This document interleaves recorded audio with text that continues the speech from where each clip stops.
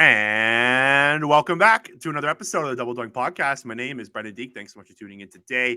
If you haven't already, hit that subscribe button. It would be greatly appreciated. You can also rate the podcast and review the podcast wherever you listen to your podcast.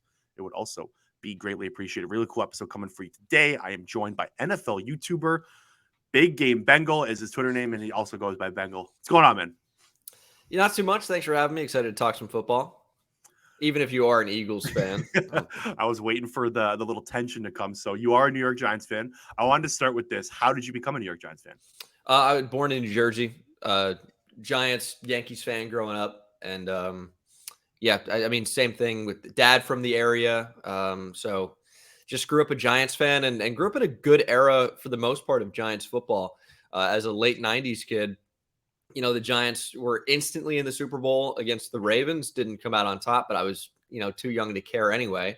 And then, obviously some Cinderella story runs in the late 2000s and early 2010. So not too bad, although kind of a dark path after that for a bit. I am an Eagles and Blue Jays fan, so we're button heads right there. Were you around for the Miracle at the Meadowlands, number 2? Yeah, Sorry, I had to unfortunately bring that so. your way. Yeah. That was probably my favorite. I still can't watch the highlights of that. It's Matt Dodge. I mean, nightmares forever. Yeah. Let's talk about your New York Giants, man. They've been very active. They have They signed Paris Campbell. They brought back Darius Slayton. They signed Bobby Okereke. Give me what you're thinking on your New York Giants so far.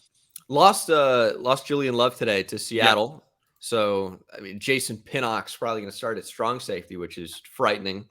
But yeah, I mean, I'm really ecstatic about the Okereke move and trading for Darren Waller. I'm skeptical, yet I'm leaning towards optimistic because I don't have another choice.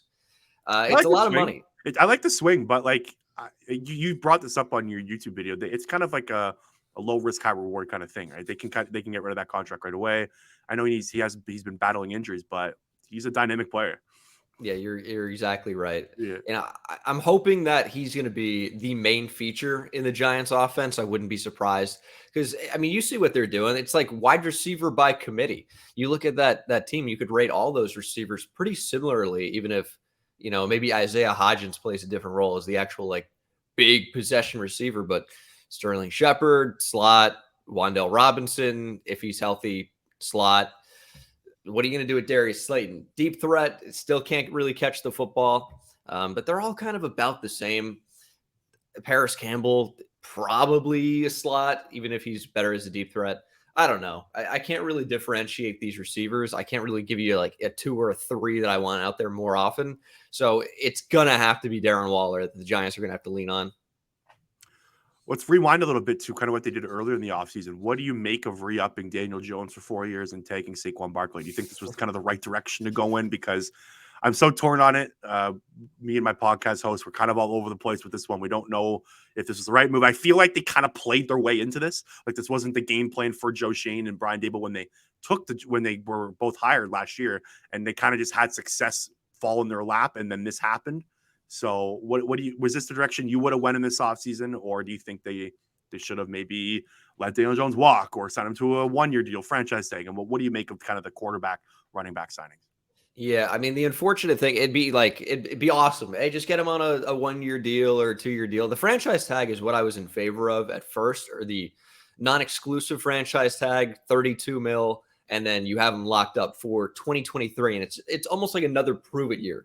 And I don't know what scenario where Daniel Jones could have played into 45 or 50 million a year on a prove-it deal. You're already paying him a ridiculous amount. The Giants, I guess, would technically have an out in the contract after the 2024 season. Still 18 million dead cap, but you would clear a ton of money. Still about 30 million doing that anyway. So I don't know. He's not worth 40 million. I think that's pretty obvious. It's just, what were your other alternatives? I'm not sure there were many. And does Daniel Jones do enough to put you in a position to win? He's trending that way. I think the team's still going to have to be way better around him. I think he's just an athletic Jimmy G in some ways. So, Jimmy G has been good enough to win for the Niners. Daniel Jones, I think, is trending towards being good enough for the Giants to win, even if I still don't love their chances against Philadelphia or even Dallas. He's the Daniel Jones re-up is the perfect example of like NFL fans freaking out. Why did you make this move? It's like you always have to look what other move could they have made? Like it's always we shouldn't have signed this guy, but you have to look what is the alternative, and that is kind of what free agency in the offseason is about. Is whenever a signing happens, you have to think about could they have done something else? And I don't really know what the Giants could like. What could they have done? They're not high up in the draft. They have other needs, other positions. Like it kind of felt like they had to make a resolution with Daniel Jones, or they were kind of screwed for the next maybe year or two. So I don't hate it, but I kind of agree with you. Like $40 million for him is a lot.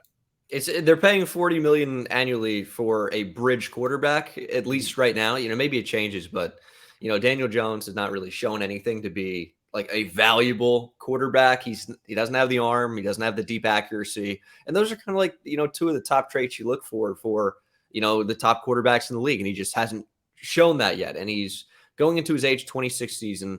The thing is, the Giants are just so bad. You talked about the roster holes; there are so many of them. And Daniel Jones, at least for, we'll say, minimum 2 years with the contract, lets you not worry about quarterbacks so much and just focus on building the rest of the team up. And then so maybe you can just throw a quarterback into the starting role in 3 years, whoever the next up-and-coming great quarterback prospect is. Maybe you have something there. Maybe you have an opportunity to move up. But it's always tough because the better you get, the tougher it is to find a quarterback. Let's stick in the NFC East. Let's talk about the Washington Commanders here. Do you have any idea what direction they're going in? They just signed Jacoby Brissett. They don't have an owner right now. The owner, it sounds like Dan Snyder's going to be selling. Full disclosure, my dad's a diehard Washington Commanders fan. I'm the asshole son that chose the rival team, and he wakes up every morning looking at his phone, waiting to see if Dan Snyder finally sells. I can't wait to give him the phone call that it happened when it does happen. But it's a bizarre situation there. Like Jacoby Brissett, the Sam Howell quarterback room. They made some other weird signings. Like, where is this team going, man? I kind of like Sam Howell. Maybe I'm in the minority there, but he didn't look awful at the tail end of last year, and he really hasn't had many opportunities. I liked him as a prospect. I don't know how you felt about him, but I didn't think there was any way he'd be available in the 5th round, and then all of the quarterbacks fell, and the Commanders pulled the trigger. I think you have like a solid, day 2 prospect type quarterback there, and they made a couple additions on the offensive line, brought in former Giant Nick Gates. There are some holes on the offensive line still, but you're able to hold on to Charles Leno for the future. He's probably your starting left tackle for at least 2023. And Jacoby Brissett, I think at minimum, is a really good backup option. He outplayed Cleveland's starting quarterback last year. They're a bit of a mess, of course, but I think they've made a couple of additions on the offensive line in free agency to set them up for a corner in the draft. I think I would be shocked if they didn't go corner. So I think they're continuing to build what is a very solid defense. The defensive line's great. You bring back Deron Payne, massive contract. Like, they still have great pieces. And I think the big, I don't want to say question mark, but big kind of somewhat unknown right now is how the Washington Commanders are going to look with a healthy Chase Young. That's a really, really good defensive line if he's ready to go. They seem like if they had an owner, if they had some just sort of like constant, like knowing what the owner is going to be, and you're able to figure out who's paying the paychecks. Yeah, it screams Lamar Jackson to me. Like I don't understand why they wouldn't be in that boat. But again, the whole signing, the whole offer sheet thing, like it's probably not going to happen. No team's going to dial up a contract for him. But they're just been in quarterback absolute hell for the last few years. And I don't like, I get the Sam Howell thing, but what's funny with Sam Howell is like, why do they love him so much now? And they didn't love him during the season. Like he was in your building all year. Like why did all of a sudden you plays, I guess, an okay game against the Cowboys in week 18? Like all of a sudden you're like, oh, we're all in on Sam Howell. Like he was in your building every day. You saw him at practice. Like, I don't really understand like the change of just like, we like him now. It baffles. Yeah, it's not consistent for sure. Yeah, exactly. Okay, last one in the NFC East, Dallas Cowboys. The most interesting thing about the Cowboys offseason so far, I believe, is they haven't extended Dak Prescott. They did restructure his contract. I thought a extension was coming to kind of free up some cap space for the few years, and then you gave him another deal. He's your quarterback for the next 4 or 5 years or whatever. Right now, he is set to become an unrestricted free agent after the 2024 season, which is very interesting. This kind of leaves like this year as like he's got to play well. If he doesn't, it opens the door for all types of different conversations next year. What do you make of what the Cowboys have done so far? I don't know how you feel about this. Dak Prescott is not nearly as bad as everyone seems to Agreed. think. I am, as an Eagles fan, I am a Dak believer. I love the guy. I think he's the top. I think he's a top 7, 8 quarterback. I'd have to kind of have the names in front of me to Yeah, and rank him, but I'm somewhere in that 100% a range top for 10. sure. He's a good player. He's a good quarterback.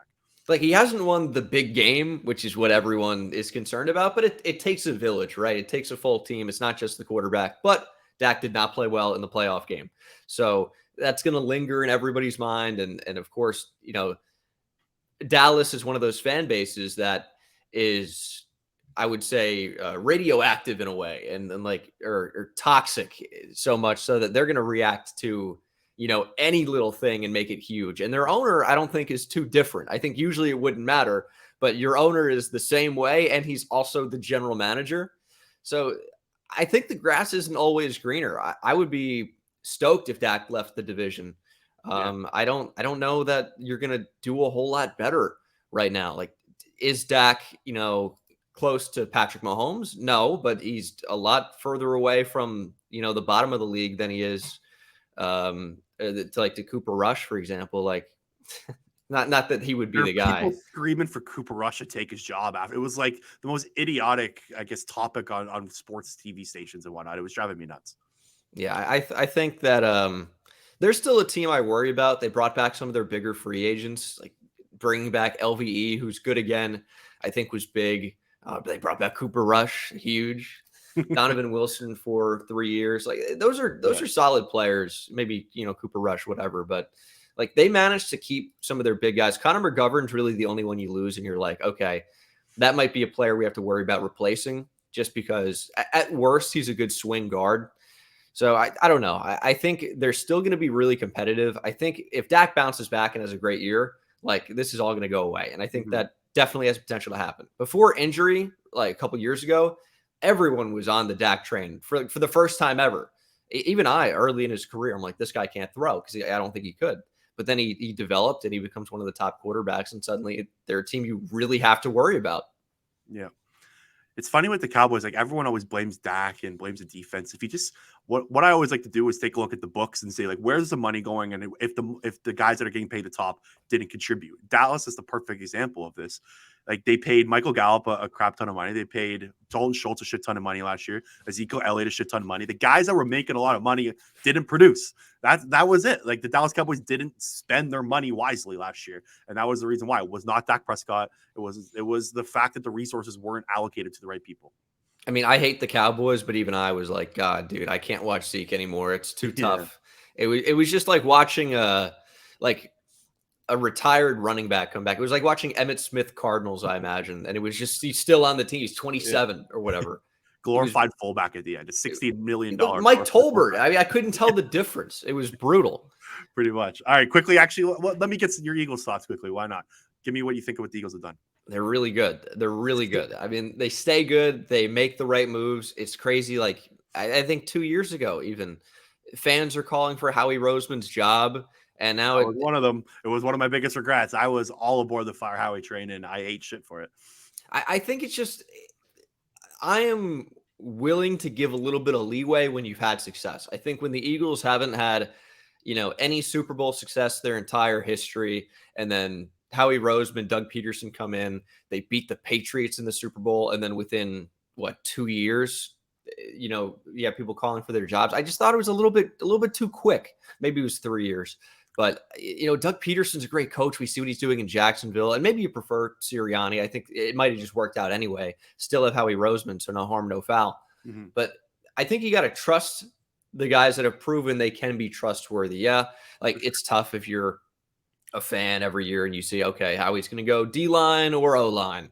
And he's never going to take linebacker, even though we need linebacker so bad.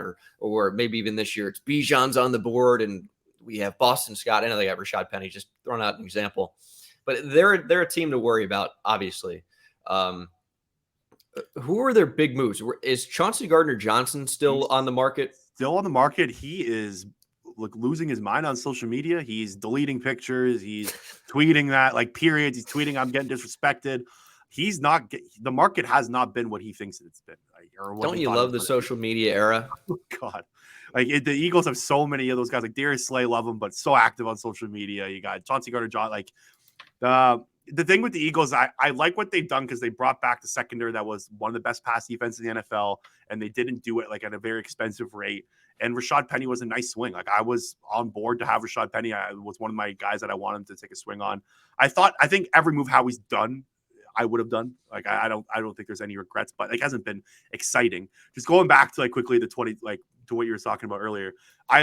One of my biggest like I guess pet peeves with Howie was I hated seeing Doug Pearson walk and Howie stay because I was a big Doug Pearson guy. I thought if Doug was going, Howie's got to go. And I don't know like if you remember the 2020 Eagles, but it was one of the worst football teams I've ever watched. They only ended up with the 6th overall pick, I believe. But man, it was like Carson Wentz running in the back of his guard every play. The roster was old and expensive, so that was kind of where my mindset was at. But we all overreacted. Howie Roseman is a great general manager, but yeah, they also reasonable. They also signed Greedy Williams too yesterday. That was what I was just going to bring up. Yeah. Is I would be kind of excited about that if I were the Eagles, and maybe it's just thinking about him at LSU. I'm like he was a decent player at LSU. Yeah, he's been okay for the Browns. I know injuries have been a little bit of a problem, or at least I thought so. That's another low risk, potential high reward for a boundary corner, which not always easy to find. Mm-hmm. And you brought back Darius Slay anyway. And you brought back James Bradbury anyway, but you can really never have enough corners. And they're kind of set up at the position now. Yeah, they got lucky last year. Darius Slay and James Bradbury started all 17 games for them. That rarely happens. So like that's probably something they were thinking. Like we got to get some depth behind them.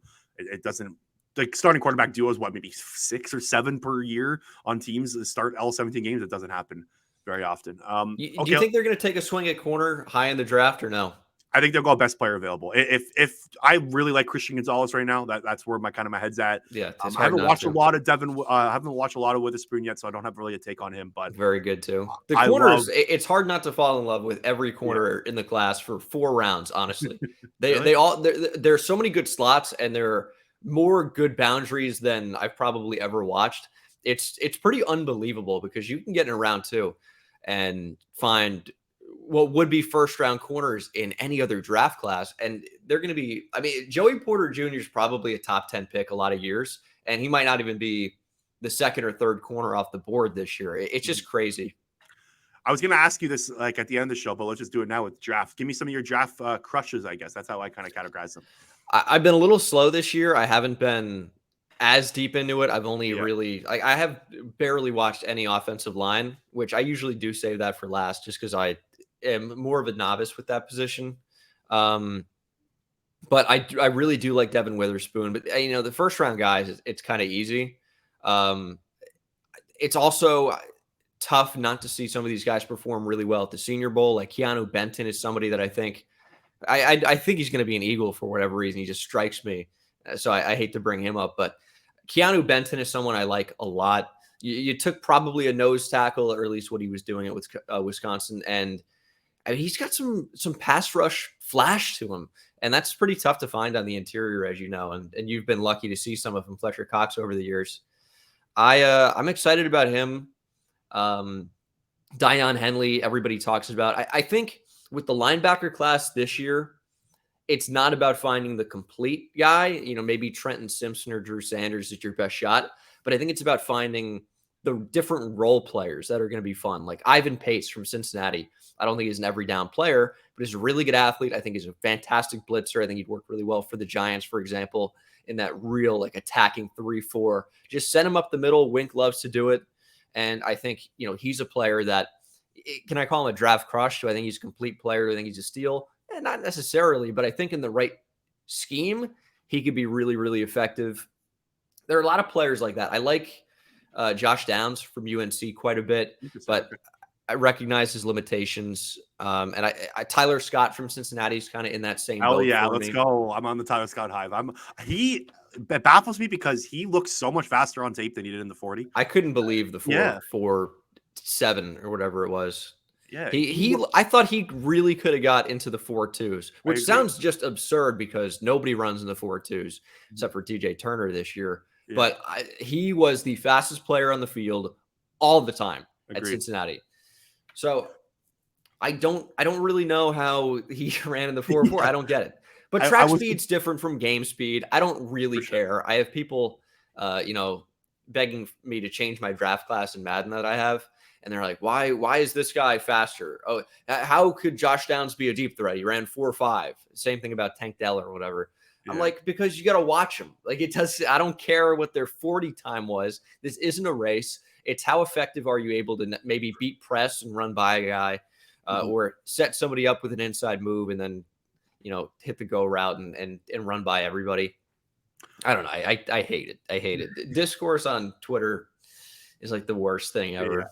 Especially with like the NFL Combine, like it's just a waste. I'm not saying it's a waste of time, but like at this It's a point, fun event, yeah, but people always get way too caught up in the numbers. Like agreed. I had Nolan Smith at 10 pre-combine. I put him up to the Eagles because I'm like, you know what, great athlete, potential Hassan Reddick clone if the Eagles are looking that way. And without injuries, highly productive. Is it a bit of an overdraft?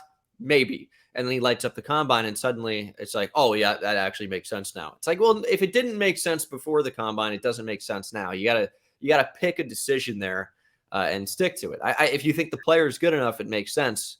But the combine's not changing anything. It's the interviews, it's the medicals, and if somebody tests really badly, okay, maybe then you start to worry. But I don't really think there's been more than like 2 or 3 instances over the last 5 years where a player has really truly raised their stock from athletic testing at the combine. I think maybe the big one this year is Adetomiwa Adebawore from Northwestern, Yeah. just because I've never seen a 280-pound defensive tackle run in the 4.4s before. That's Mhm. absurd. So maybe you go, okay, let's reevaluate what we have here. But for the most part, I mean, come on, it's a Yeah. it's a it's a show. What do you think about Tyree Wilson? Quickly, this is a guy that I can't figure out. He seems like a dude I'd love. Like I love the early tape on him. Like I was like, this is my draft crush. It's the kind of the weeks and days have gone on. Like I'm starting to push back a little bit. I'm an ageist when it comes to the draft. I hate drafting guys in the first round that are over 22 years old. He's gonna be 23 when the season starts. I can't make up my mind on him. I want to love him so much, and I want him to be like my number one guy, but I don't know. What do you make of him? He was somebody I got to in summer scouting, and I was like, okay, he could be in play for the number 1 overall pick. We just saw what happened with Trayvon Walker, and he's someone I really haven't gotten big into in 2022 tape, unfortunately, but I've seen a little bit, and I still see the length. I just worry. I worry is he not polished enough as a pass rusher for his age? And that is the big question. It seems like you have the similar question there. It's just he's Yeah, been productive in the Big 12 too. He sets the edge well. He's going to be a good run defender. He's got the length. He's not quite Trayvon Walker. I don't think he's got the movement and space skills, but I think he's got some of those same traits that made him a really appealing prospect. I do like him. I think he's going to be a good player. And it's tough for me with the age thing because, if you have them for 23, 24, 25, 26 on their rookie deal, like you could still very easily have them for their prime. hmm It's just, and even with the 5th-year option, bring them up to 27. It's just, would you prefer someone who's a little bit worse, who's 21? What if they never reach that ceiling of the guy yeah, who's just a little bit ahead of him? It's a tough conversation. I really don't know. I like him as a prospect. I think he's going to go high. I think Seattle's going to take him. I don't really I see him agree. getting out of the top 10. I agree. I think Seattle at 5 makes so much sense. Everyone is like, "Oh, stop doing this." Whenever I mock Tyree Wilson to Seattle, but I'm like, how can I not? They Yeah, beefed up the interior now in free agency. He's got the length. You look at the draft history of John Schneider with the Seahawks and Tyree Wilson. You could pick out from space with a telescope and key in on him. It's like they're going to draft Tyree Wilson. Maybe they go a different direction, but it makes way too much sense. Seattle's a team that goes similarly to the Eagles, similar philosophies there, except Seattle will take the odd linebacker in the first round. They like O-line, D-line, high in the draft. hmm And with Tyree Wilson there, you had a big need on the edge. Even with the rise of Uchenna Nwosu, you spent, what was Boye Mafe? Top 50 pick last year, something in yeah, that range. Like you've invested a little bit in the position, but to get a definite 3-down edge player, and then maybe Uchenna Nwosu's like your move around guy, your DPR, if you will, or Boye Mafe can play that. You actually start to form a formidable defense So it just makes too much sense to me. Even if Jalen Carter's there, I don't even know if Seattle does it, especially after Malik McDowell. You bring in Draymond Jones in free agency. You bring in Jaron Reed back, former Seahawk. So I don't know that they need to take interior defensive line as much as they needed to. Tyree Wilson just screams he's going to be the pick. I don't know who else to give them at that spot. Agreed. Yeah, he screams a Pete Carroll pick. I agree, and John Schneider as well. It's funny because they had such a rough like kind of draft stretch before last year, but this draft that 2022 draft is looking like impeccable at this point. Now John Schneider seems like a genius again. You're going back to like Cam Chancellor and Earl Thomas and Richard Sherman. It's like now he seems like a genius again. It's just the big DBs with the exception of Earl Thomas, I guess. So yeah. I was going to ask you about Aaron Rodgers and the Jets, but I don't think we need to go there. Do you have a big take on that? He's going to be the Jets quarterback. Yeah. Who knows what it's I think it's going to end up being 13. I think the Jets are going to be like, you know what? All right. We've set it up for Aaron Rodgers. If we're going to have to pull the trigger on it and it has to be 13, we're going to bite the bullet and just do it. Now, it might not be. Could be a second. Could be a player. Like I feel like Elijah Moore might be in that trade. If I'm the Packers, I'm asking for more.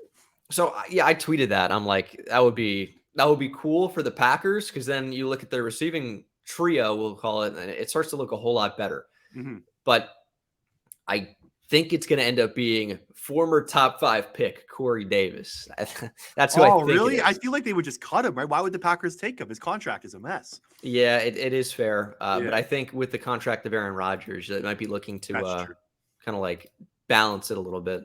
So that's what I think is going to happen, but we'll see. Okay. Last question for you before we get out of here. First overall pick. Let's go back to the draft. So Carolina Panthers hold it now. I haven't done too much QB scouting. That's going to be basically my task next week.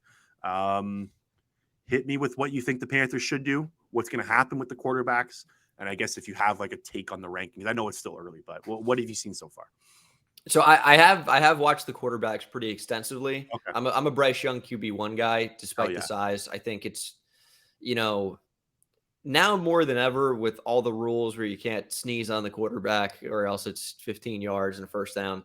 I think Bryce Young set up to be more effective than ever, or his type. I know it's unprecedented that you'd see, a 5'10", 190-pound quarterback, but he's so good.